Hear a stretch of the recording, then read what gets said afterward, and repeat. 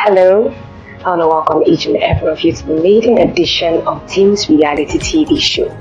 I am your host, Pastor Udo. Our vision is to create a new brand of teenagers who can get to understand who they are, who they were created to be by God, and helping them navigate this life easily by His help. It is so important.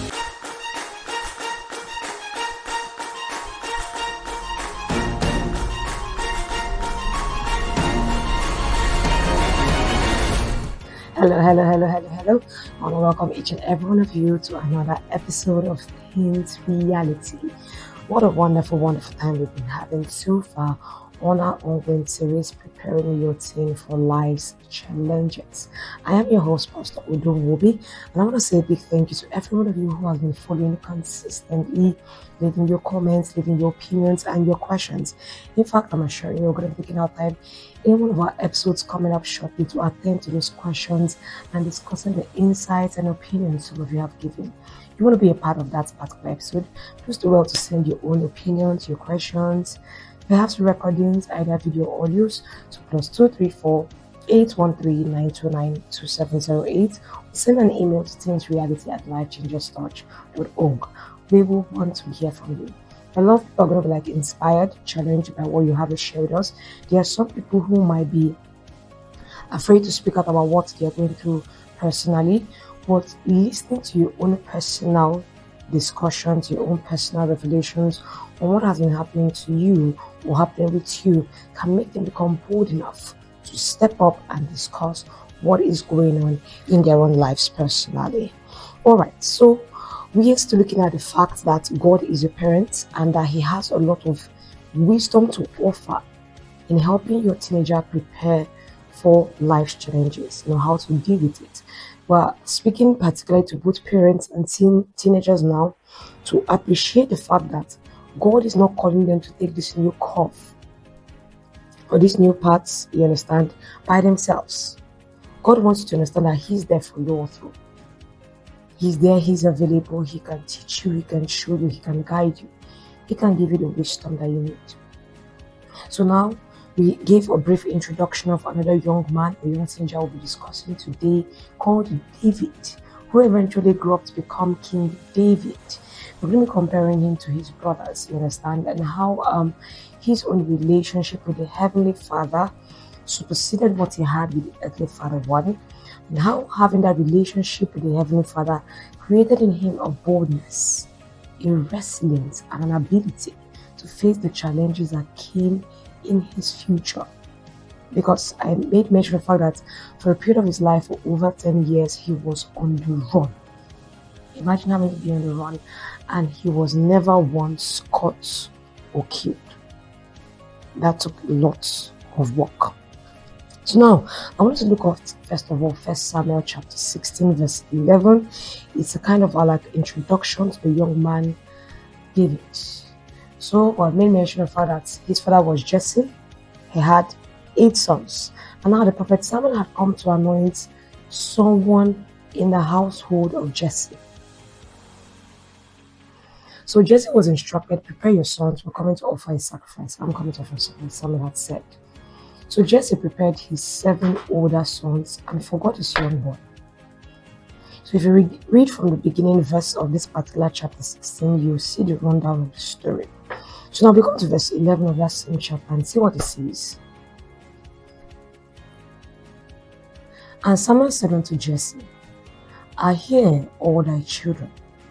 And he said, There remaineth yet the youngest, and behold, he keepeth the sheep. I'd introduced David to you as someone who took care of his father's sheep, the animals. And Samuel said unto Jesse, Send and fetch him, for we will not sit down till he come hither. Verse 12. So, and he sent and brought him in. Now he was ruddy, and withal of a beautiful countenance, and goodly to look to. And the Lord said, Arise, anoint him, for this is he. Wow. Imagine, God had told his prophet Samuel that, go anoint me the new king of Israel in the house of Jesse. Jesse had heard his instruction, and on his own assumption, he had immediately disqualified this younger son, whom he felt would not be one of the chosen ones. In fact, if you were taking a book from a leaf from the book of who the previous king was, King Saul, the Bible had described him as the tallest man in Israel, handsome, of a goodly appearance. So the man had likely assumed that it would be one of his older sons who were as well made, like finely formed, like King Saul, that stood in line to become the next king of Israel. But that was not what the Lord was looking at. So now we hit this young man who was keeping the sheep. I want us to look at chapter 17 of the same book of 1 Samuel, verse 33. David is eventually anointed as a new king. A time comes, his brothers return back to war. And then the father says, oh, go check what is happening with your brothers. Give them food. You understand? And now he goes, and then he realizes something. The war seems to have been paused. Nothing is really happening. So he asks around, why is everyone like, there was a feeling of fear in the atmosphere. So he asked, and they're like, there's someone who has come, a giant named Goliath, challenging and asking Israel to send one man to come out and fight against him. And there was no one bold enough. And I can imagine at that time what was going through David's mind. What about my brothers? This is what they have trained their entire lives for. And now the hour is at hand.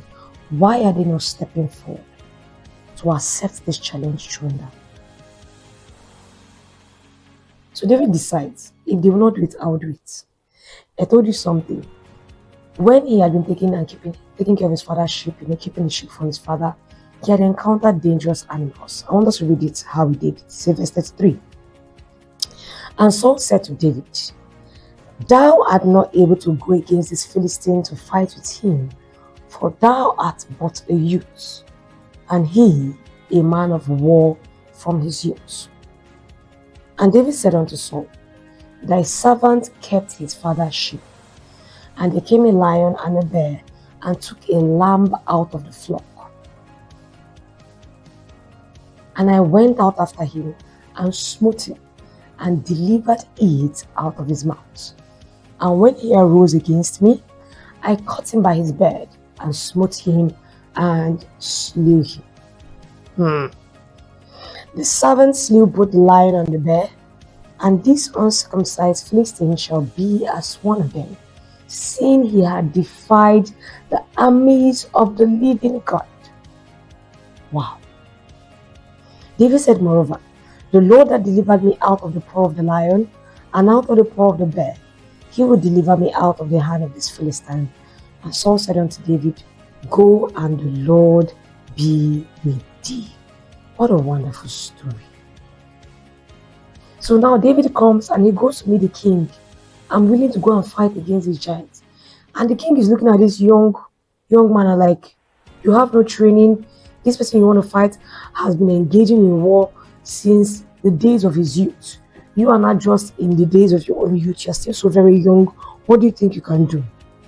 And David realized that he needed to explain to this king that he was not coming based on what he felt was his own personal ability, but what the Lord had groomed him with. In the place of keeping his father's sheep, he had learned to depend on the Lord. He had built a relationship with the Father, so that he was not afraid. When animals came, wild animals came to attack or took a lamb out of the flock, he did not quiver and run back home crying to his father. He went, approached those dangerous animals, collected the lamb out of its hand, and when the wild animal rose to attack him, he killed it himself. When challenges arise for you as a teenager, what is going to be your own stance? Will you run away? Will you give up? Will you give excuses of it was too dangerous, nothing I could do? There are some situations that can be very dangerous, but which you will not be able to run away from. You must deal with it right there and then. How will you deal with it? What wisdom will you be applying? Who will you look to? Who will you turn to? Or will you just accept defeat? The way many of those Israelites had accepted defeat, feeling that they could not face Goliath. They had been defeated already in their own minds. So it was not just about the fact that nobody was going out to face him.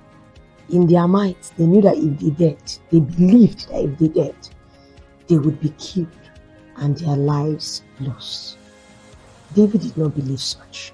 He did, and he pushed forward, desiring to show that yes, all this time, God had been preparing him for something strong, something formidable. The challenges you're going to face, they're not necessarily going to be the same as every other teenager. Some might be similar, but some might be specific or unique to you. Your parents will do their part in equipping you if you will allow them, listen to them, embrace the instructions, the wisdom they offer you. And in addition, you will be standing in a very important place, steady foundation. If you allow the Holy Ghost, the Father, become an integral part of your training. The same way David allowed himself to be trained of the Lord, you can allow yourself also. So that when challenges show up, you will deal with them effortlessly and not be afraid. You will deal with them effortlessly, knowing that the Lord is your strength, knowing that He's your peace, knowing that He's your wisdom. I don't know where you are at right now. It's why we're encouraging you to share your opinions, your own personal reality, challenge. It might be that some of you have currently begun, going through what you feel like challenges, and you feel like it's not enough, like you're not sure you're getting the hang of it, and you feel like you want to give up and just quit. Please do not quit. Don't give up. You've started out something. It's just like I will point out to you that when someone begins to exercise, prepare as an athlete at the very beginning, the first days of the trials, they stretch the muscles. They bring the muscles to begin to experience a lot of pressure. So that at the beginning, you experience a lot of pain that feels like, oh, I don't need to deal with this kind of pain. I'm quitting while I'm ahead. But eventually, when that athlete learns to stay, embrace that pain, embrace those challenges, you will see the muscles stretched to accommodate that training process. A time will come, the muscles have acclimatized and have learned how to deal. With building of speed. They have learned how to take the punches, and nothing is able to phase them out. Nothing at all. Alright, we're going to go for a quick break, and when we return, we will continue. We'll be looking at another aspect that I want us to focus on. But remember this, to parents now, encourage a relationship with the Lord for your teenagers. That relationship is one thing that will see them through in trying periods. So encourage that relationship with your teenagers. So please send your questions, your opinions, anything at all that you want to share with us to the number +234 813 929 2708, or send an email to teensreality@lifechangerstouch.org. We'll be back shortly after the quick break.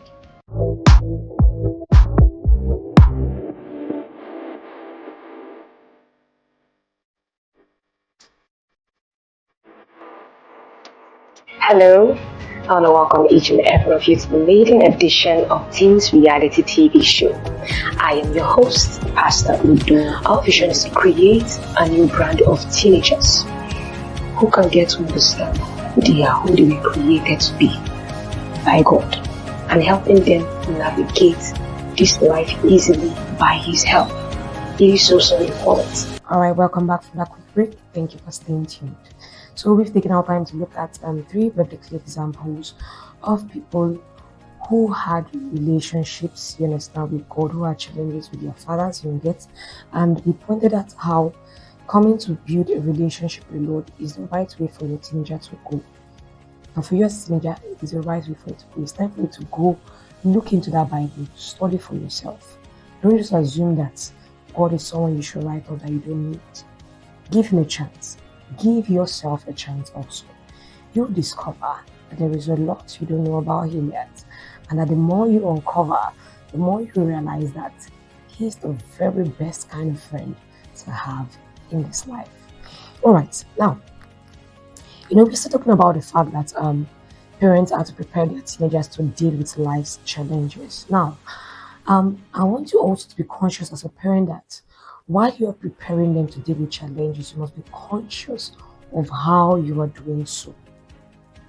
Be conscious that you are not teaching them to be afraid of the world. There are some trainings you might engage in that can become too extreme. Because we're going to look at the material. Some trainings can become too extreme. Some can go in like the opposite direction and create in your child what you don't need created. In fact, that is not what you're trying to achieve.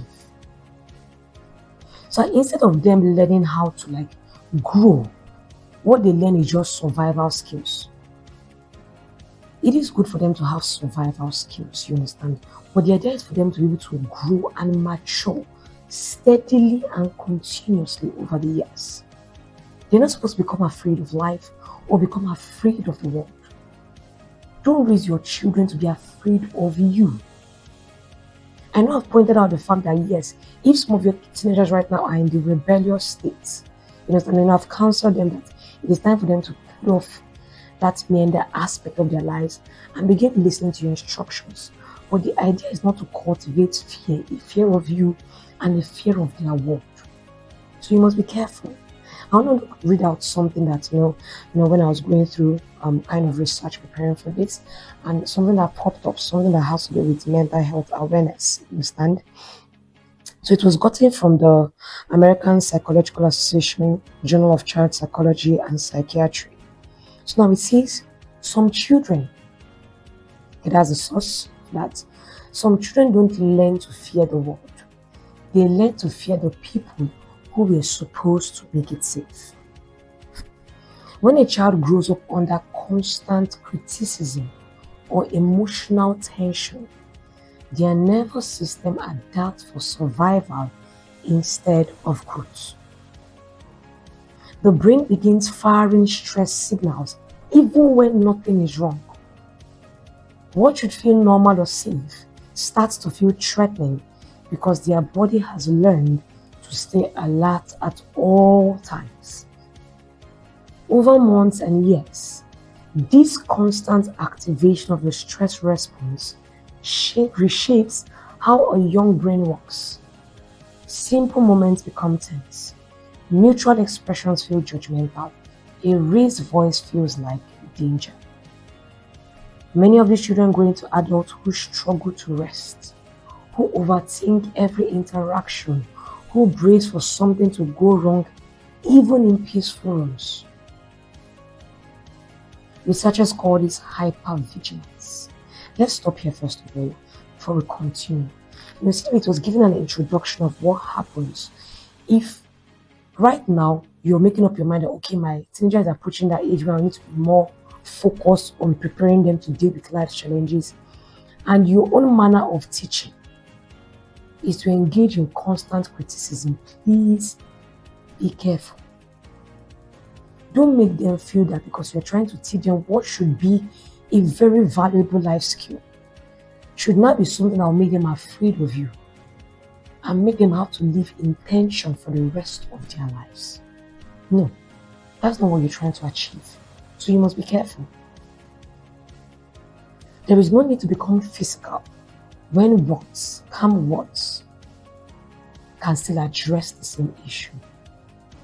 There is no need for your voice to be raised all the time. Don't have the attitude of being constantly screaming that in fact the only tone your kids know they can hear from you is at like a raised decibel, very loud. Where the atmosphere feels explosive in the home. Now I made mention of the fact that parents, you must always ensure in one of our previous series that your home is a place where your teenagers should feel that Even after I've faced pressure outside, I can come back home and relax.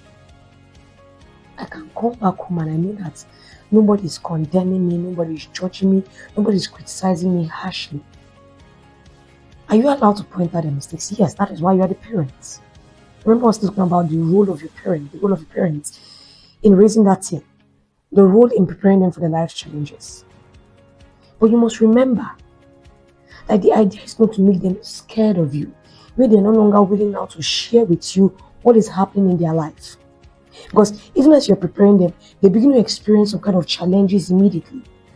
And the idea is for them to be able to come back and share it. Okay, this is what I faced in school today. This is what I faced at my activity. This is what I faced in my friend's house. This is what I faced on the street. And this was how I dealt with it. Mom, Dad, what do you think? Did I do it well? Could I have done it better? That's the idea. You want to generate that level of communication, free communication, ease in the home. So be careful that you are not speaking in such a way that it is a stress response that is activating in their brain. They become afraid. There is that feeling of, oh, no matter what I see, this is the kind of response I'm going to get from my mom and dad. And it makes me afraid. I feel afraid. They are afraid outside. They are afraid within the home also. They deal with the pressure outside. They come to deal with your own pressure, the pressure they are feeling from you also. You're not serving as that support system. You know, we talked about support and intervention. You're not feeling that place of support from you at all. Only pressure. Constant pressure. And then see what this researcher says. It creates in them what is known as hypervigilance. Researchers call this hypervigilance a survival pattern formed when the brain is trained to expect harm. Can you imagine? See, it affects self-worth, emotional regulation, and relationships because the nervous system never learned what safety feels like.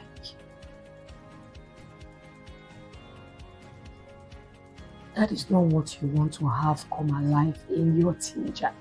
So that's why I'm pointing this out. I just felt to read this out to you so that you're conscious of, even as you're taking out time to build resilience in them, encouraging them by having them learn more life skills, you understand, push them out, teaching them management skills, perhaps for the wealth, for those of you who are already very rich, teaching them how to manage resources, how to manage their time, how to manage relationships and friendships with people. Be careful that you're not making them feel or sense harm from everything around them. You can raise them, yes, to be cautious and vigilant in the right way, but not so vigilant that they are not able to turn off their brain. It's always working, always processing even harmless statements, harmless scenarios. They process everything as something dangerous to themselves. Be careful that this is not what is happening with your own teenager. You understand? So, a fun fact says, studies published in major psychology journals show that emotional environments during childhood can alter neural pathways as powerfully as physical conditions. Moving on. Children do not just remember what was said to them. They remember how their world made them feel. And those feelings become the blueprint for who they become. So sometimes it doesn't just matter how you're saying something to your kid. The manner in which you're saying it, the expression on your face, what was happening around. In fact, there's some kind of learning situations you might generate. If your child is always made to feel that it is only when they do something wrong that they can learn, you have to be careful. Even times when all things are rosy, let them know that they can keep learning, that they can constantly keep learning. Good things must not always be born out of bad experiences for them. They should not always have to associate one thing with a bad experience because that is how you have programmed it for them. I don't know if you're getting the general idea I'm trying to paint here. It's because they will not just remember what was said. They will remember the environment, they remember what was happening. And it can create in them kind of trauma that will live with them for years to come. is it can even alter neural pathways. So sometimes when you see some kids who become maybe having some level of schizophrenia, who become like psychotic in certain ways, some did not just necessarily arrive at that part. It came as a result of what they saw, what they observed, what they were exposed to, what they were taught, or how they were taught what they were taught. In the same way, it is possible to raise a teenager in the right way with the right moral values to deal with life challenges. You can also raise a teenager who can become a serial killer one day. It is possible. Don't discount it. So be careful. Be sure that your child is not afraid of you. Who is supposed to care for them, protect them, and guide them in the right manner. Alright, we're going to be stopping here for today. Be careful. You're teaching your teenagers now what is going to be the template for how they will channel and pattern their lives going forward. So ensure that everything that is being placed on that blueprint is the right thing that you want to have them process into their system and keep in them for a long time to come. Thank you so much to every one of you who has stayed tuned to this wonderful, exciting episode. We'll return on the next episode. We will continue what we have been learning so far. Every one of you, please remember, your questions, your opinions are welcome. You must remember that we are in the festive season right now, and you must be careful. Those your teenagers are going to be hanging out with, be certain that they're the right kind of people, that they're not exposed to situations that can be potentially dangerous to them. Spend this time, as I've said to you, bonding and building. It's a time to encourage learning. It's time they're on the break. Share with them, discuss with them. Because in our next episode, we're going to be talking about how parents can become more involved by using their own personal experiences. Some of you might think that your personal experiences don't have a say in grooming your own teenager, but it does have a role. So we're going to be talking about that in our next episode. Alright, thank you for staying tuned. Remember, you can reach out to us using the number +234 813 929 2708 or send an email to teensreality@lifechangerstouch.org. Till we come your way next time. Thank you.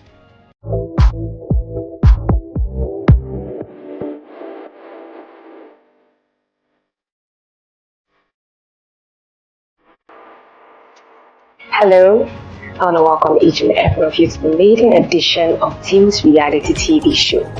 I am your host, Pastor Udo. Our vision is to create a new brand of teenagers who can get to understand who they are, who they were created to be by God, and helping them navigate this life easily by His help. It is so important.